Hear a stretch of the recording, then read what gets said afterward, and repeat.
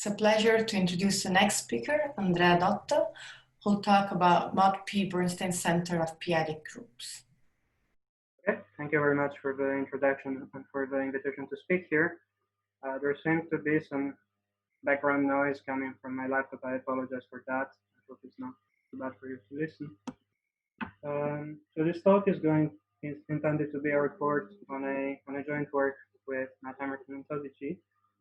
This work has been mentioned before in the workshop in Toby's talk. However, I'm going to focus on complementary aspects of all this, and more specifically those that pertain to the modular representation theory of p-adic groups.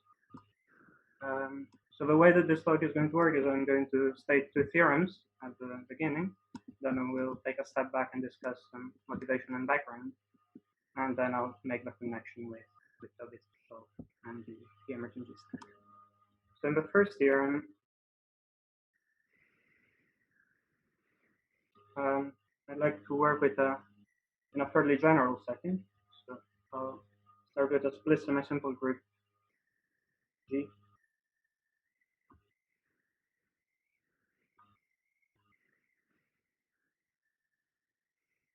Over a p-adic field, or a finite extension of P.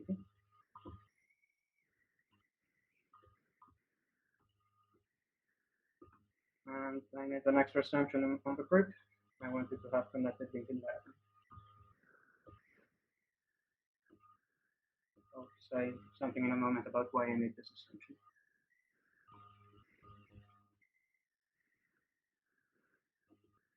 And then I want to fix a character of the center of the rational points of this group. We'll call this K. It goes from the center of the rational points of G to the dark cross. And this is going to be the central character of the representations I'm going to be interested in.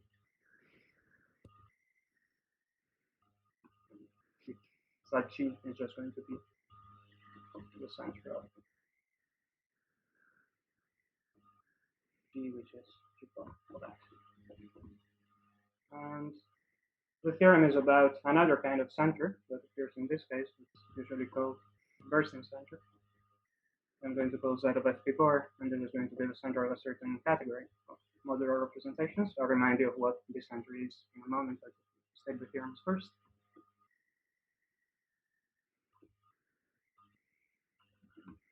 Category is what I'm going to call rep zeta infinity FP bar G. This infinity just stays for smooth. These are the smooth FP bar representations of G.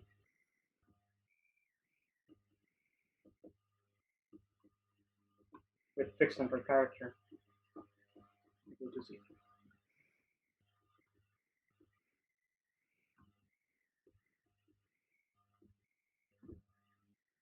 Let's learn two things about the structure of this ring. So this Bernstein center is a commutative ring, and I want to say two things about it. The first thing is that this is a local FP bar algebra.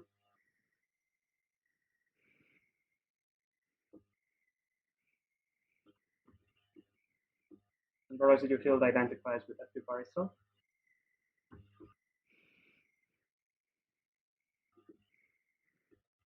And I want to say something about the maximal ideal of this local ring. So the second part is that the maximal ideal consists of locally nilpotent operator on each element of this category. So this ring acts on each object of this category of smooth representation. And I want to say that every element in the maximal ideal is going to be a local nilpotent. Let me just write that down. So the keyboard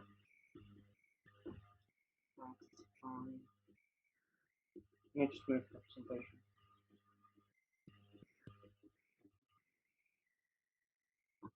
By local nilpotent operator.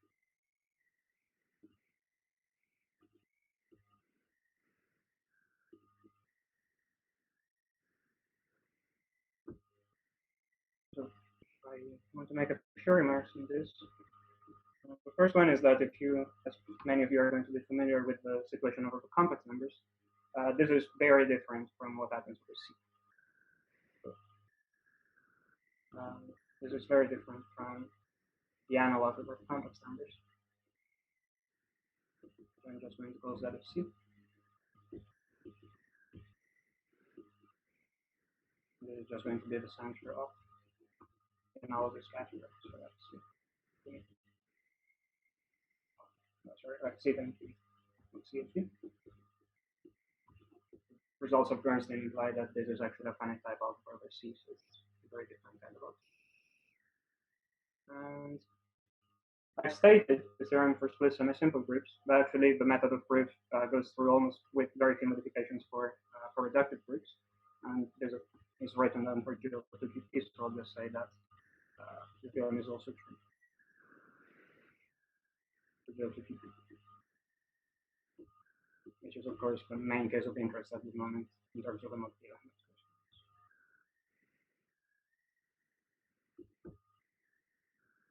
And so you will notice that right now this is just a purely algebraic statement about certain categories of modular representations.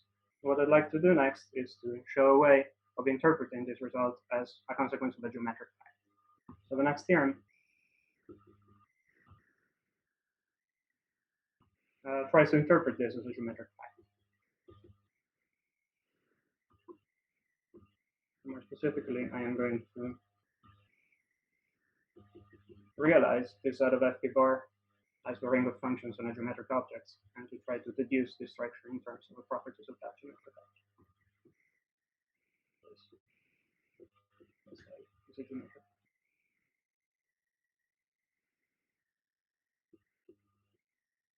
I'd like to relate the set of FP bar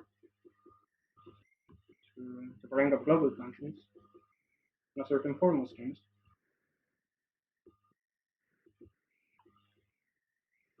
At least in the case of GLTP. And this formal scheme is going to have an underlying reduced subscheme, which is going to be connected and projected, thereby explaining why this property is a formal scheme.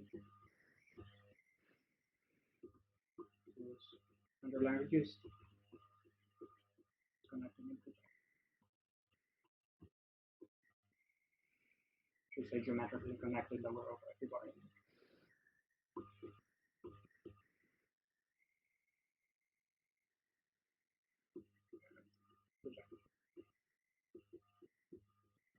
And there is going to be the kind of thing that you can actually draw, and it's going to be a picture that you've already seen before into this talk.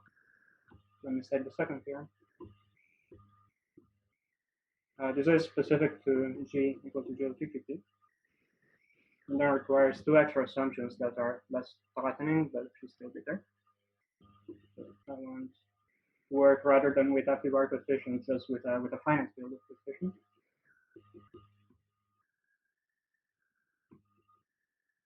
And then I want t to be greater or equal than 5. I'll say y number.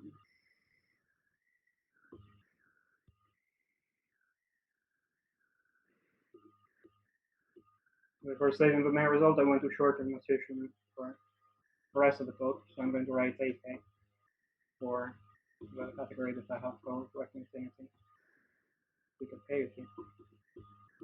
So now zeta should land into K cross instead of just bar cross. And then I want to introduce the geometric object I have been talking about. I'm going to let X be a chain of projected lines for K with ordinary double points.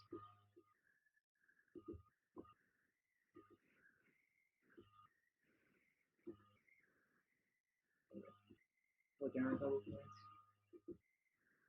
And this is again the kind of thing that you can actually draw a picture of. So let me do that. This is supposed to look like this. So in order to make this precise, I just need to tell you how many lines there are here. This should have length determined by the parity of the character that you're working with. So this should have length equal to p plus or minus 1 divided by 2. where the sign is equal to plus if the restriction of theta to the time rates of unity, unity minus 1 pp, is not squared.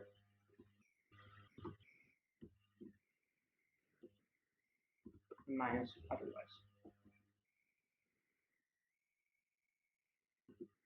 In order to be completely precise about this, I should say that this chain of projective lines is supposed to come with a few mark points.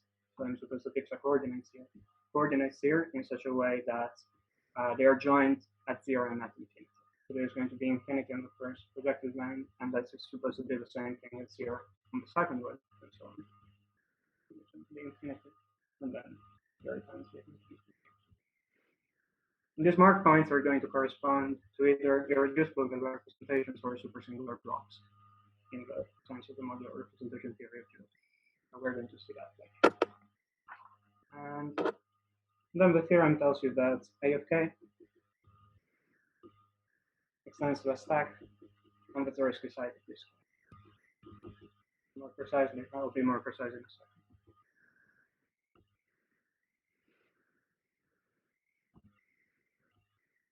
The Zariski side of X.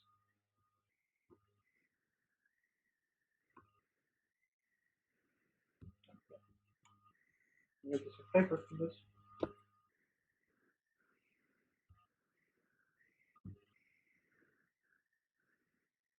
More precisely, by this I mean that if I have an open, a Zariski open subset of X is open, then we construct an abelian category, A of U,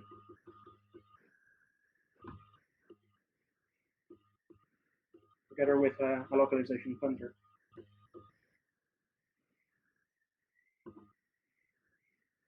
With additive functors indexed by containments of open subsets. So I'm just going to call them JUD star to signify a pullback, and from A of U to A of B whenever B is contained in B. Whenever this is a containment of open subsets. And they satisfy some pseudo-functorial constraints. So there is a specified isomorphism going this way. Whenever you have some W contained in B and you compose the restrictions, you get an isomorphism with the restriction 2 from U to W. Now, by general principle, whenever you have such a setup, you obtain a fiber category. The resulting fiber category satisfies the axioms of design for a stack. I'm just going to call this a bullet. Nothing to X. The stack. And then I've said that A of k extends to the stack, and by this I just mean that the sections over X are just equal to A of k, which I remind you was just a representation K of G. Okay. So the first thing to say about this result is that, well, first let me just say something about my assumptions. So I wanted to use finite coefficients and p greater or equal than 5. These are used to access Pascunas' result on the structure of A.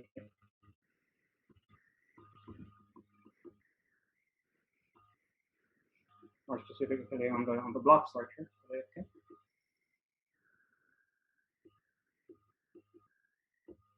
And should be possible to remove at least this hypothesis using some more intricate representation theory here. And the second thing to say is that this result is a localization result. So it says that this category of representation localizes over a geometric object. And this is also reflected in the way that we prove this result. So A of U is a localization of AX at a source of category.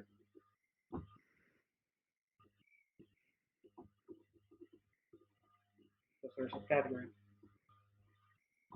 And these exception functors are just localizing functors. So in particular, they're not just additive, they're just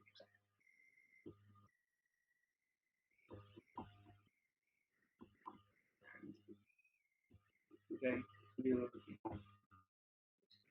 localizing functors.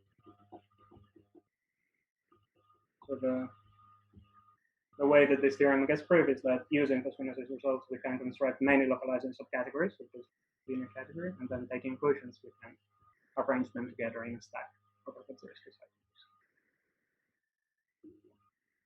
So now I'm going to take a step back and discuss some elements of background here. So I've been talking about centers all the time, so I should at least remind you the definition of that. The centers in this sense are defined in a very general setting that can be defined for any additive category. C is an additive category.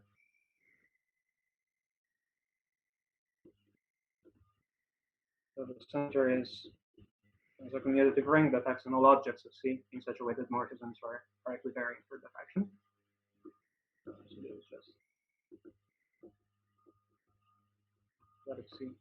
It just the endomorphism ring, the identity pointer. Let's see.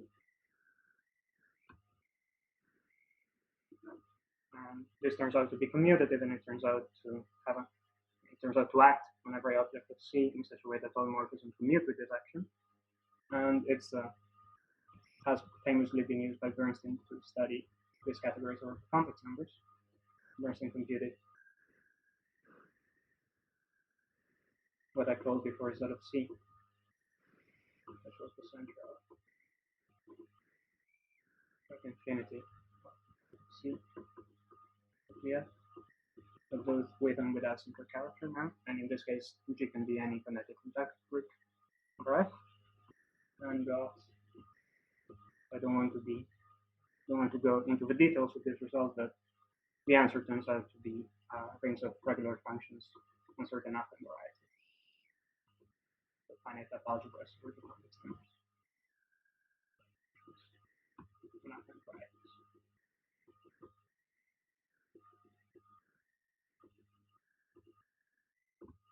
And I'm mentioning this just because the scheme that I've drawn before is going to be a projective scheme. So in this case, we are in a different situation because what were affine varieties before turned out to be projective varieties in our case, or at least formal schemes with a projective conjugate.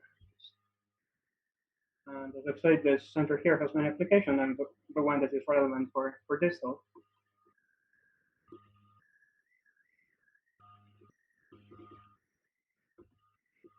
the one that is relevant to this talk is to the vanishing of certain X groups.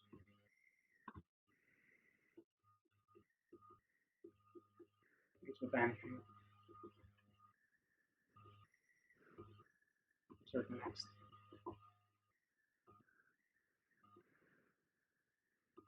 I'll just remind you of how this argument goes. It's a very classical argument that shows up in many places. If we have some reducible object in here, for the purposes of this example, C is just going to be either this category or what I have called AK before. Then versions of Schur's lemma give you a character in the center.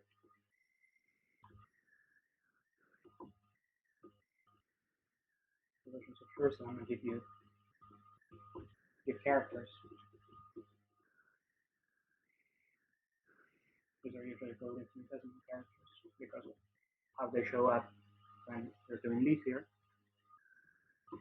This is going to be called pi here. This goes from the center of C. In this case, to the complex numbers. And this gives you a sufficient condition for the vanishing of an X group. So if pi 1 is different from pi 2, then X1, pi 1, pi 2 is equal to 0. So this is the same kind of argument that appears when you use the Casimir operator to prove semi-simplicity of certain finite dimensional representation for complex simplicity algebras. And in general, this relates to the notion of blocks in the linear categories that I want to recall next. blocks in abelian categories. And again, this is something that is defined in quite some generality, and I'll state the definition in that context, but then I'll immediately specialize it to the case we're interested in. I'll just remind you that the block in a locally finite category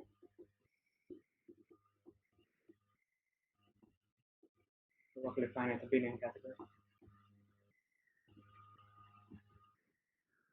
Again, I'm going to call this C. Because this is an equivalence class of irreducible objects of C under a certain equivalence relation.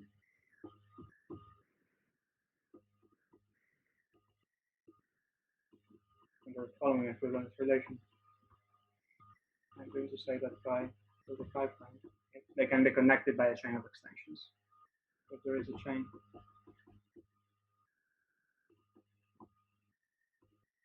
starting at phi, and ending at phi prime, phi n go to phi prime of irreducible objects, such that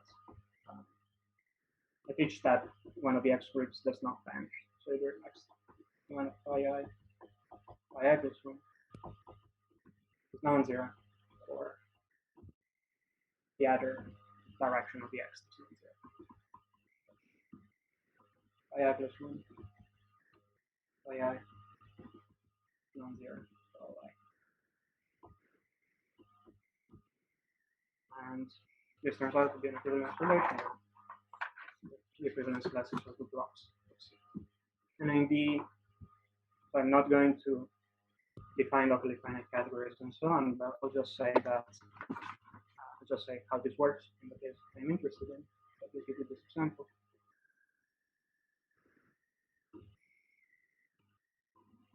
So we cannot talk directly about blocks in the category AK because I am also considering non-admissible representations. So this requirement actually fails. Locally finite requirement actually fails for AK. So there is not going to be a block representation for AK. But there is a very natural subcategory for which this works.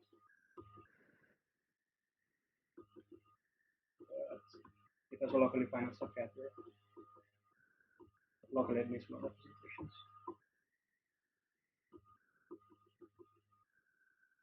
Usually denoted AFK al-admi. What Pascual did was to compute explicitly the blocks of this category and then some more, and then some invariants. I'm going to recall that computation in a moment. So Pascual computed blocks of AK locally admissible. And found they were in bijection with some simple two-dimensional Galois representations. They bijected.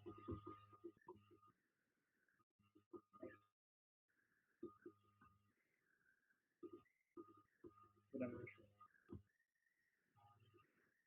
Galois representations for HTTP under Gomez's symmetry.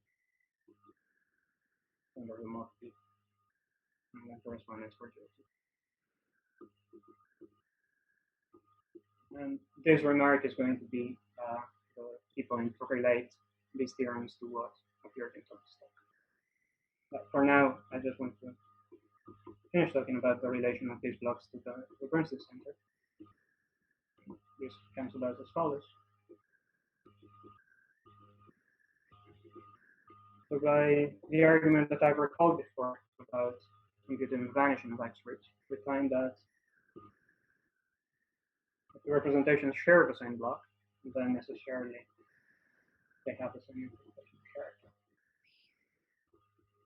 Since otherwise you would connect them in this way, because you would find a vanishing X group in the mutual. And from this point of view, theorem 1 says that the converse to this statement fails in the worst possible way. So you only have one infinitesimal character because you only have one maximal element. That the converse fails worst possible way.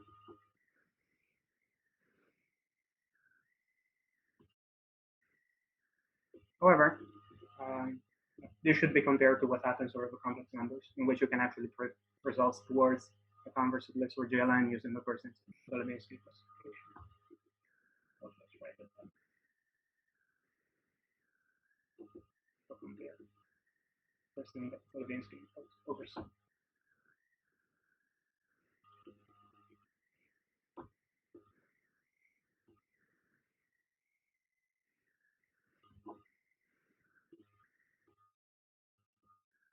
So there is a negative result, which makes it maybe less surprising that it applies to a very large class of p-adic groups. And then theorem 2 tries to fix this negative result in some way. So theorem 2 tries to fix this. Fixes this by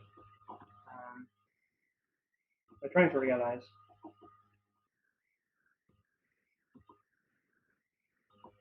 this set of AK, this logger ring, has the global functions on a formal scheme whose points are still in bijection with the blocks of AK. The global functions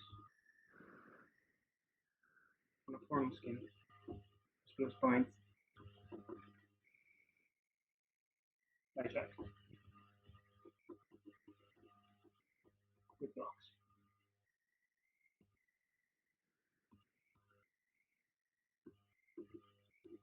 In the same way that it would happen if the converse to this work, just by taking the spectrum of this ring.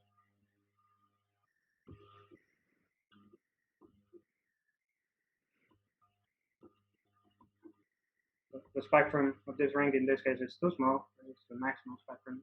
The maximal ideal spectrum is too small. So you can still recover a global structure on the set of blocks by taking this different geometric object. So what I should do next is to explain what is this bijection between closed points of X and blocks of X. In order to do that, I need to recall a few of Ashkenaz's results on the computation of blocks. So these are quite famous by now, but let me still review them.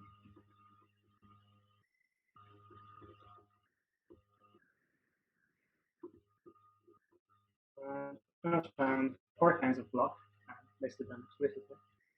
And to be completely precise, I should say that these are the blocks that contain an absolutely irreducible representations. So they're going to correspond not only to closed points of X, but to closed rational points of X. If you looked at closed non-rational points, you would get precisely the blocks that I am not going to list now. Blocks of AK locally admissible, containing absolutely irreducible X are as follows.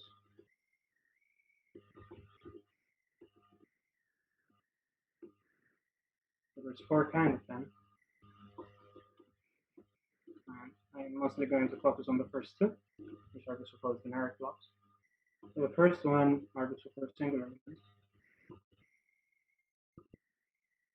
And they are equivalence classes containing precisely one representation, and with a super singular irreducible,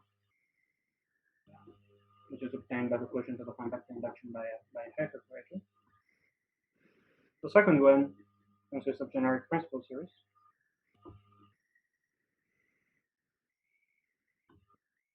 So I'll write them down and then I'll define some of the objects that appear. In this case, sigma is just supposed to be a Serre weight.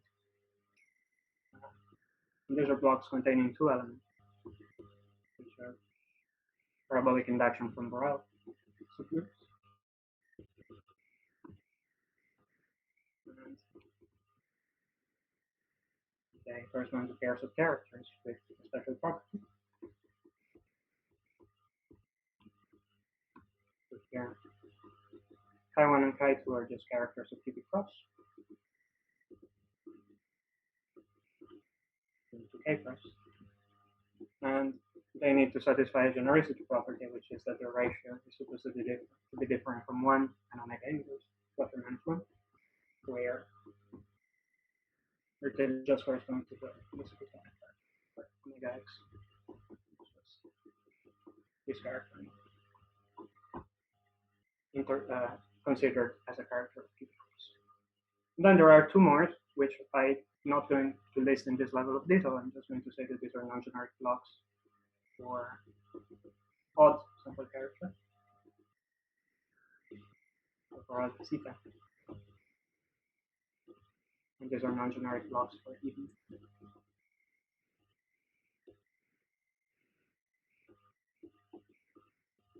They correspond to other kinds, the generic kinds of principal series. So this one is the one containing twists of the standard representation, and this one contains those principal series that only extend themselves.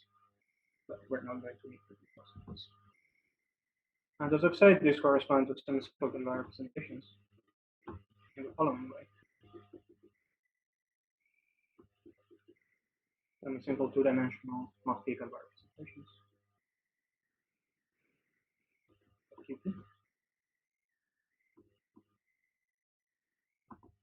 The first blocks correspond to the very useful ones.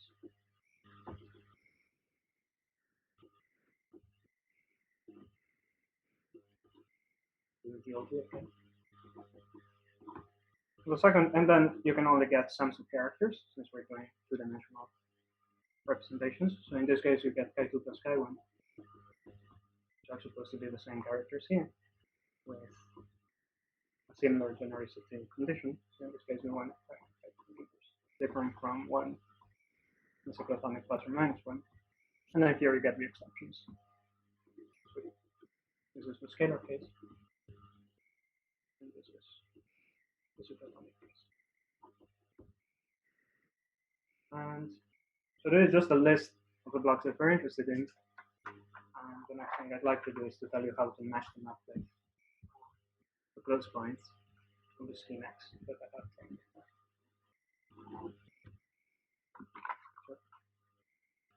Let me just recall this after.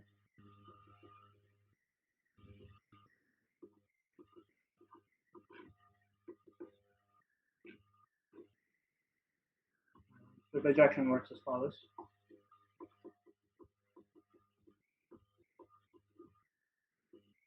One needs to introduce a labeling of irreducible components of this object, which is somewhat different from the one that appeared in Cookstock.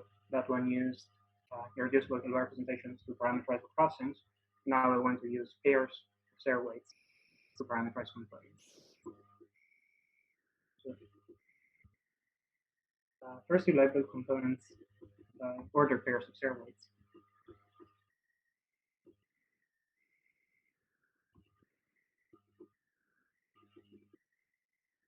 By ordered pairs. So,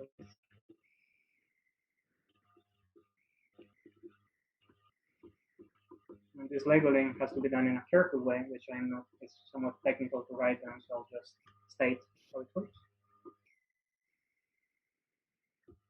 So there is a map that sends sigma sigma prime to one component here, which I'm just going to call E1 sigma sigma prime, where sigma sigma prime corresponds to the set of Jordan factors of a caspidal type,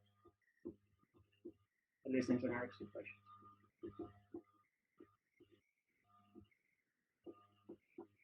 Of a reduction of a same caspidal type. There is one exception to this parameterization, which corresponds to the Serre weight sim of p minus 2, and I'll say maybe a bit more about this later. And whenever you have a Serre weight, you can attach to it a Hecke algebra. This appeared in many other talks already, but let me just recall that. So the Serre weights, they correspond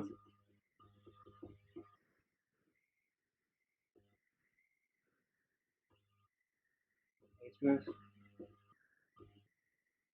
non-admissible representations in the compact induction.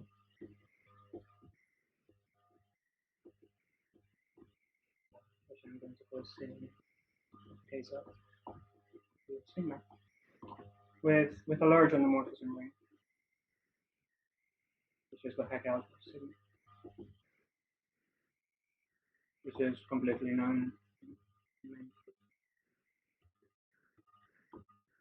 And it's usually denoted which in our GL2QP case is for just a polynomial ring here by a result of our litany that has been generalized by many people using physics of this attack as well. And the labeling of components that we use has some special property that it comes with morphisms from the spectrum of the Hecke algebra to X, and these morphisms interact in a nice way. There are morphisms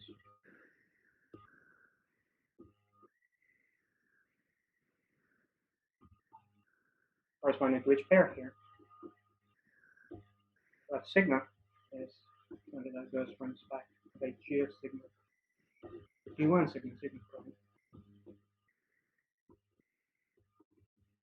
And this is an extremely simple morphism. It's just the open inclusion of A1 into P1 at 0.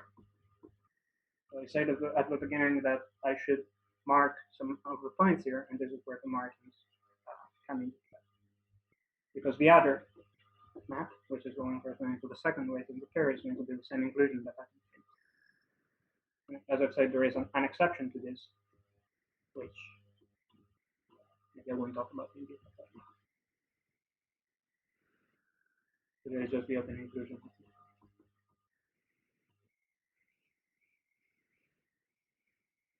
And this looks like a thirdly naive picture, but it actually has some interesting properties, which are that given a point on one of these projective lines, so given some x, right here, given some x, p1 of sigma sigma prime, this morphism provides you with two specializations of these combat inductions.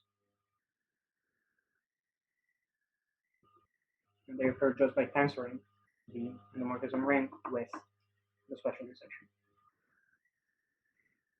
You have two specializations. And these are going to be finite length representations. I'm just going to call them tensor G of sigma with x and sigma prime G of sigma prime with x. This turned out to be finite length representations. And if you take the Jordan-Holder factors of those representations, you get precisely the representations in a block. These are finite length x.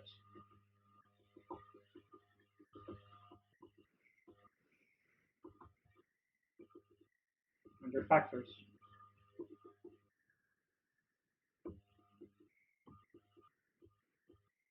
are precisely the x in the block.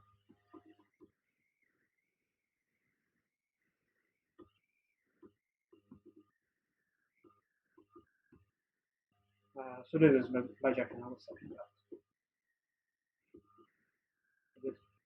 Maybe I should say this yields the bijection.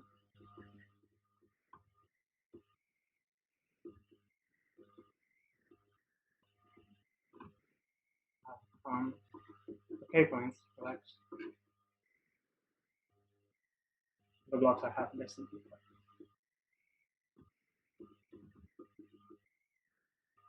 K locally admissible that are contained in my list from 1 to 2.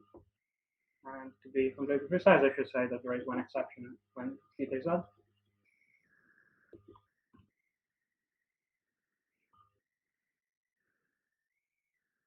Coming from twists.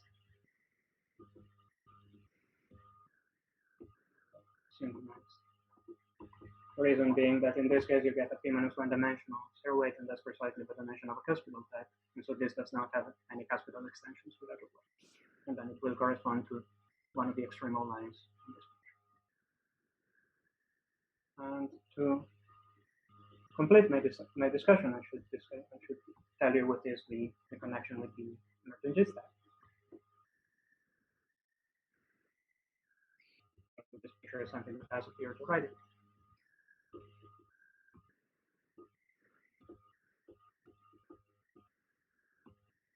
The connection comes about as follows. So first of all, the theorem that I have stated at the beginning implies that the centers of the localized categories glue to a sheaf of rings on X. This is just a formal consequence of what I said. What is not formal is that this is actually a sheaf. Rings. They're just U going to Z of A of U. Just on the topological space underlying X. And we prove that this is a sheaf. We actually get a new ring space direction X. And the part of this work that is still work in progress is to prove that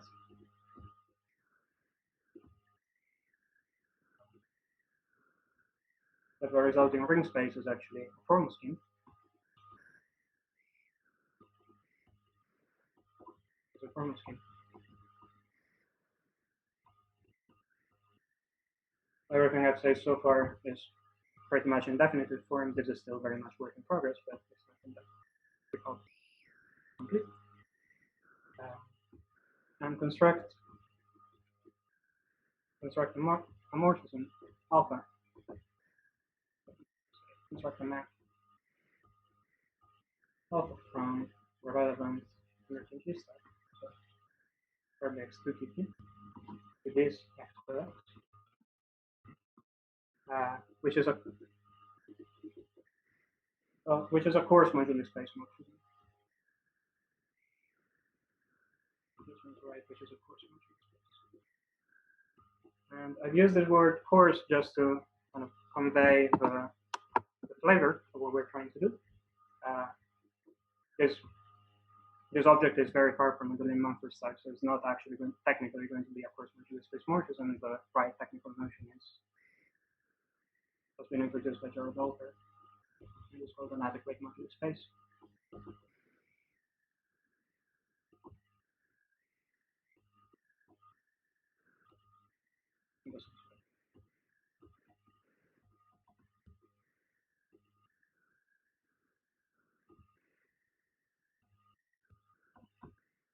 So we should be eventually in a situation in which the Bernstein center of a category of GL2PP representations gets identified with a coarse modular space of Galois representations. And as I've said, this is still work in progress, but the analogous, an encouraging step in this direction is that the analogous statement for GLN and p-adic coefficients without differing from P is a theorem, actually almost a complete statement of that theorem. It's a theorem due to Hallman-Moss. The analog for L of P. The theorem follows. And it's a crucial ingredient in the construction of the language correspondence in families. And this map also should be related to a p-adic language correspondence in family that Toby has talked about in his talk. I'll just finish by sketching how that should work.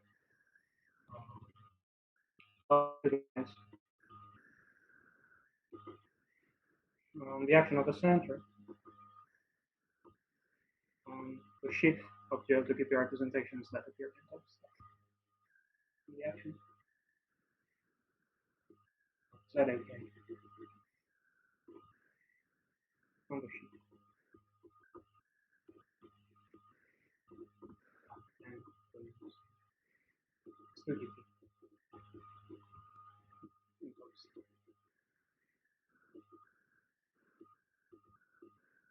And as I've said, this is still work in progress, but there is at least there is a good reason to expect that such a statement should be true coming from the analog in the other representation. Okay. So that's all I had prepared to say for today. So if there are any questions, I'm happy to take them. Thank you very much for listening. Let us thank Andrea, and please let me know or raise your hand if you have any questions.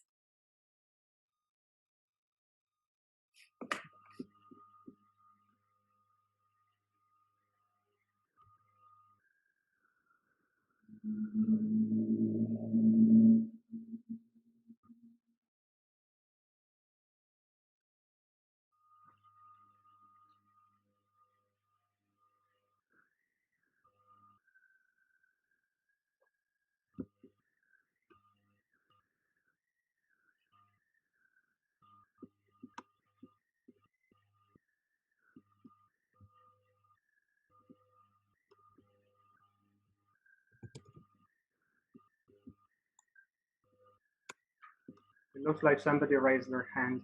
So, Yes. Carol, please go ahead. Thanks.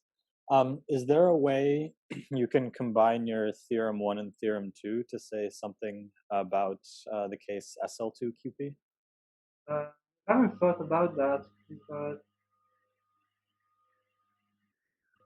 I don't know very well how the blocks work for SL2QP. But if there is an explicit an explicit enumeration of those, then probably. But I haven't. I certainly haven't thought about it. But it's something that should be pursued. Yeah. Thanks.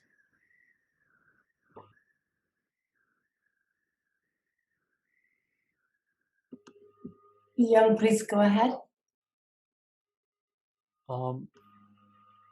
So the lines in X are labeled by the pair of Serre weights, and they're like Jordan-Heller vector of the hospital types. Yes.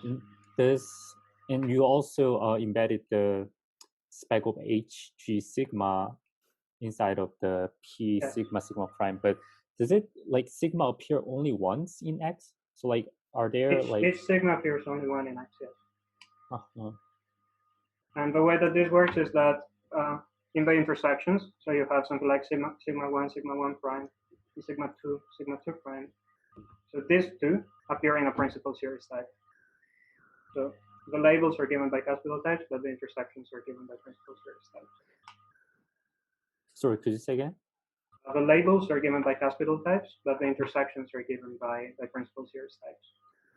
And that corresponds to the Serre weights of so the intersection corresponds to the supersingular representations, that's in the stock. And the corresponding principal series types is the one giving you the two Serre weights, at least in generic situations. I'd say there is one exception and it works a bit differently, but in general, that's how it works. I see. Thank you.